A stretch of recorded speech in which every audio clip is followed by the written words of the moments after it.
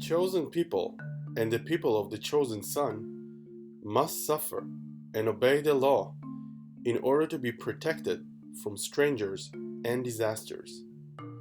The Jewish son is the future, but he must follow his father's footsteps, and the Christian community must follow the son's scripture in order to have a future, which means they will never be the authors of their future, but at least God will protect them and they will have a purpose.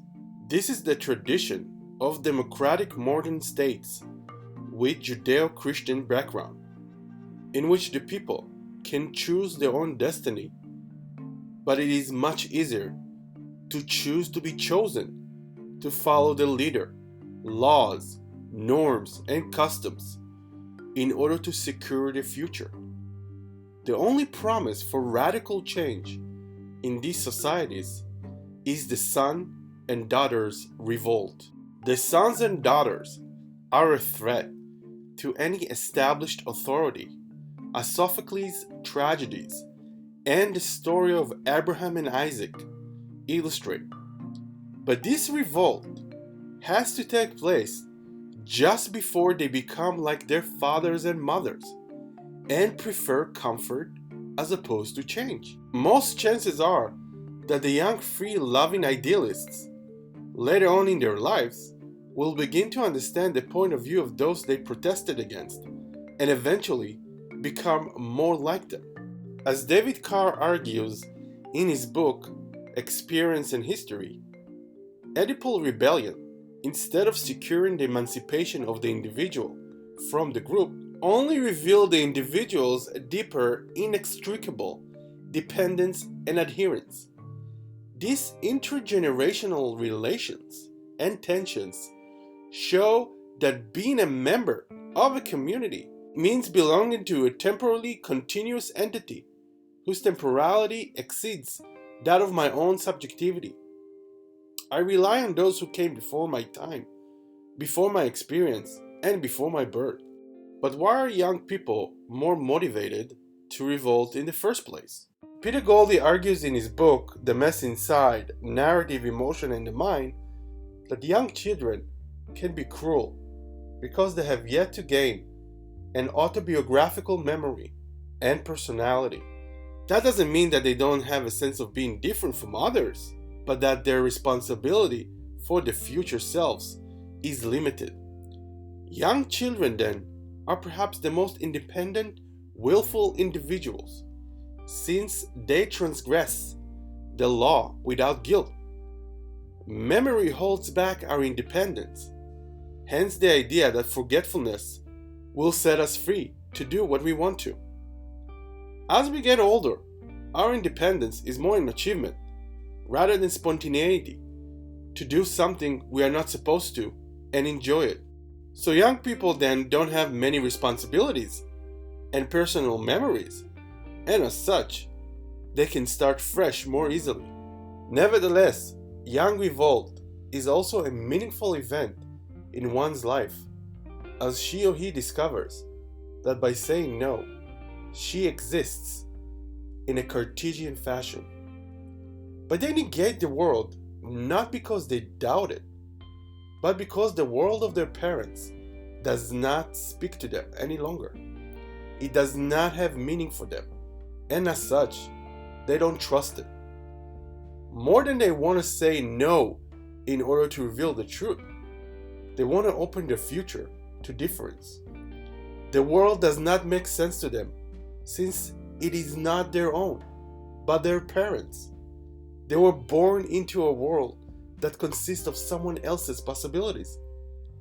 This is the attitude that one needs to adopt in order to achieve a more profound sense of self and maturity. But some think that young people today don't really want to change anything, since they are cynical and lazy, as Bill Maher obsessively repeats in his HBO show, Real Time with Bill Maher. Young people were already being accused of this since the mid-20th century. Herbert Marcuse argued in the 50s and the 60s that young people don't want to change the world since they are focused in satisfying their desires. And Adam Curtis, in his 2016 documentary film, HyperNormalisation, argues that in the 70s, in the post-punk era, instead of changing the world, young people wanted to change themselves. But it is obvious today, more than ever, that is always the case that the older generation is holding back the world from changing. Young people want to write their own future, and older people want to secure it. They are willing to change the laws, but not to change the world, since their lives are already formed. Politics is wasted on the old.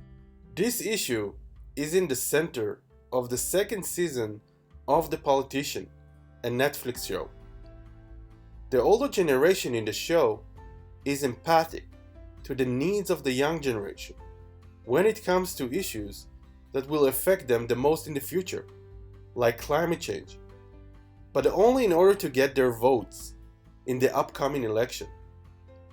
At the end of the day, politics is a pragmatic business, and politicians got into it in order to increase their power, influence, and financial resources. And as such, they need to satisfy the needs of the corporations before they try to satisfy the needs of young people. But in The Politician, the young are also ambitious, ruthless, and cynical, and the old are in fact young in spirit. Free love in this show is not wasted on the young. The creators of the show then argue that young people should have more hunger for power if they want to change anything, rather than being self-righteous like Greta Thunberg, poets or Socratic heroes who try to shape public opinions with accusatory tone and knowledge of the absolute truth. Not only public figures and mass protests can change the opinions of the people, but the media as well, and it even uses propaganda and lies, what is called today fake news, in order to do so. But science has more influence on the people than the media, since it has a better reputation as a truth teller, and as such, it can cancel out the people's opinions. Scientific objectivism is supposed to replace metaphysical objectivism in modernity. So why doesn't science rule our lives like Apollo or God did in the past, and lead, for example, to the end of the fossil fuel industry? This is because contemporary scientists are making discoveries rather than revealing the absolute truth. They keep discovering the power of manifestation of what they study, whether it is gravity, ice sheets, new diseases that have the power to cause an environmental and human disaster like climate change or viruses, or new drugs that could possibly cure existing diseases. At any point, scientists can discover new details, solutions, and cures. A certain climate catastrophe we were warned about might not happen, and the new virus outbreak won't be disastrous after all.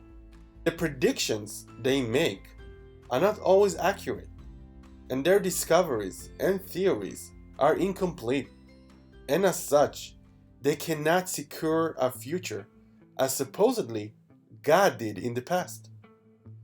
Modern science helps us to know the world better and make our lives better and safer, but it also induces disbelief and suspicion. This means that we need to agree to listen to a scientist and study their theories rather than follow them blindly. Moreover, the need to keep the economy alive and running is another reason why climate change is not addressed more aggressively. The future of my family is more important than the future of this planet, so I'd rather listen to corporations and the politicians who represent them, since they can sustain it.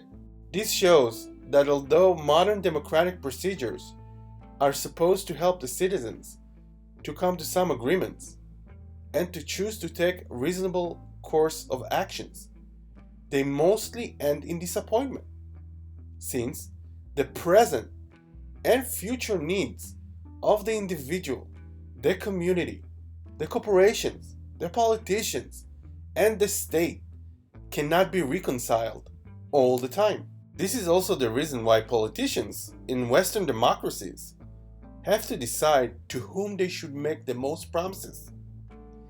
And if they want to win, they have to choose big groups of voters that share the same needs.